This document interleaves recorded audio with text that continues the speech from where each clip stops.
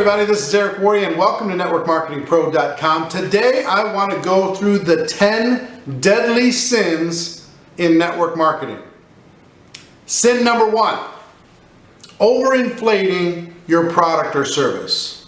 So many times we are so excited and we really want that person to join our business, so we embellish, we exaggerate, we put claims out there that don't really need to be out there. And actually this hurts our credibility more than it helps it. If you tell someone it'll help certain symptoms, fantastic. Help certain situations, fantastic. But you don't need to go overboard. Don't go crazy, because you lose credibility, you don't gain it. Deadly sin number 2, lying about your income.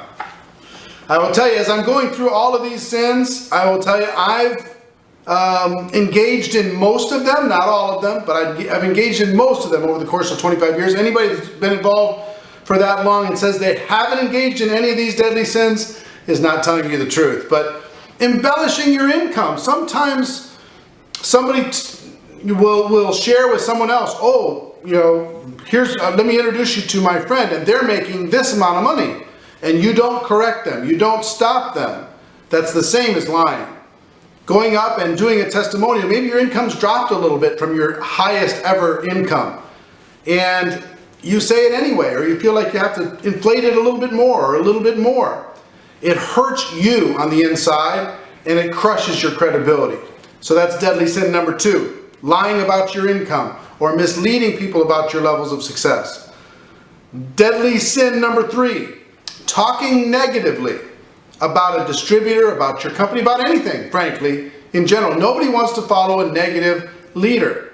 And sometimes we get frustrated and we want to blame others, but just make sure that we are uniting inside of our community, and we can, you know, talk negatively about the matrix outside of network marketing, talk negatively about people who are stuck in meaningless jobs, but let's not talk negatively about another distributor, even if they've done something bad. Let's not talk negatively about our company, and let's not talk negatively about anything in general. You know, the old axiom, positive down, negative only goes up. I would even tell you, from a person that's been in the up level, nobody wants to hear that either. You know, I understand sometimes you feel the need to vent, but it's better that you get better than feeling the need to dump your problem on somebody else. So talking negatively in general, deadly sin number 3. Number 4, this is a big one that I've struggled with my entire career: inconsistency. You get excited, you're fired up, it's the beginning of the year, you're going to charge out there, you're going to change the world. And January 15th, where'd you go? You disappeared for a week or 2. Then you come back and you're charged up and you listen to a call or you attended an event and you told the team, okay, we're going to do this, and then you disappear 3 weeks later. See, people will follow somebody who's consistent 52 weeks of the year. They're not going to follow somebody who's hot, cold, hot, cold, hot, cold. And I've been guilty of that my entire career. Inconsistency will crush momentum. And it's deadly sin number 4. Number 5, big one, especially in network marketing: spending more than you make. Spending more than you make puts you in a situation where you run out of choices. You run out of options. Where you feel the need that you got to go out there and get that car, because the car is going to do the recruiting for you. You got to get that house because the house is going to do the recruiting for you. You have to get that crazy watch, or that, you know, you have to have $5,000 suits because the suit's going to do it for you. It's not going to do it for you. And if you find yourself in a hole, rule number 1 is stop digging.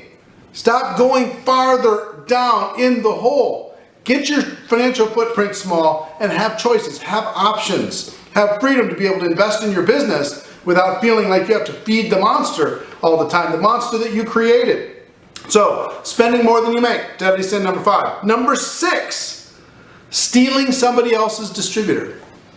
A prospect comes to your meeting, they were sent by somebody else, and you go, well, you know, you could work with me if you wanted to, and you kind of slyly end up with that distributor in your organization.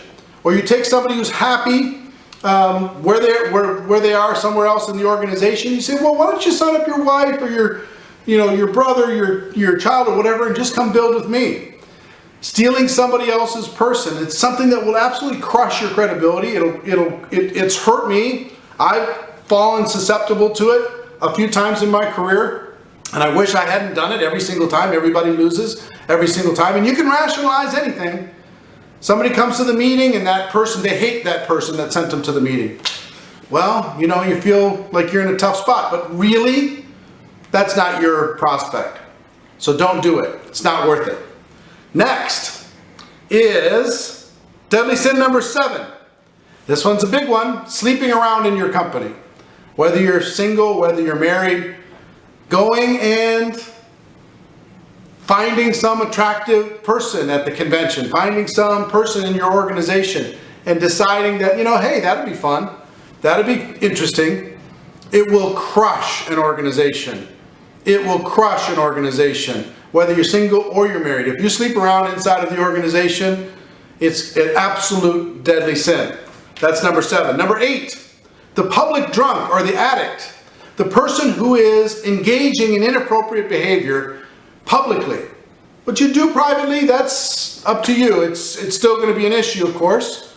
But if you get drunk at the company convention, if you are an addict at the company convention, if you are engaging in inappropriate behavior in front of the organization, I promise you, it's going to be an organization killer. No one's going to follow you if you engage in that behavior. Number 8. Number 9, hogging the stage. Saying, well, you know what, I'm so good at this that I need to be the one that's doing all the presentations. It's a deadly sin because our goal is to learn it, number 1, teach it, number 2, teach people to teach it, number 3. If you're on the stage all the time, that means you're not developing leaders. If you don't develop leaders, that means you don't have duplication, you don't really have residual income, you just have a different kind of job than you had before. So hogging the stage, number 9. And number 10, what I call the success coma. The success coma. Here's what that is, because I've been in it several times in my career. You have a certain level of success, you get to a certain rank, and you go into this kind of a coma. And what do I mean by coma? You're still going to the meetings, you're going through the motions, but you're kind of like a zombie.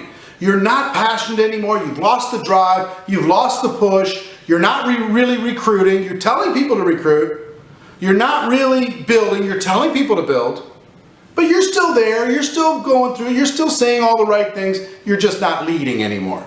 You're coasting. You're really in a success coma, and you need to snap out of it. And once you snap out of it, you're going to go, oh my gosh, I can't believe I was in that success coma for that long. Wow, the time that I wasted. So let me recap all 10. Number 1, overinflating your product or service. Number 2, lying about your income. Number 3, talking negatively about anything. Number 4, inconsistency. Number 5, spending more than you make. Number 6, stealing somebody else's distributor. Number 7, sleeping around in your company. Number 8, the public drunk or the addict or engaging in inappropriate behavior. Number 9, hogging the stage. And number 10, the success coma.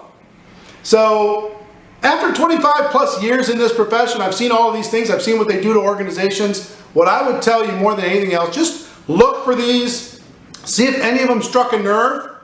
If any of them struck a nerve for you, use that to be able to create a better game plan for the next year.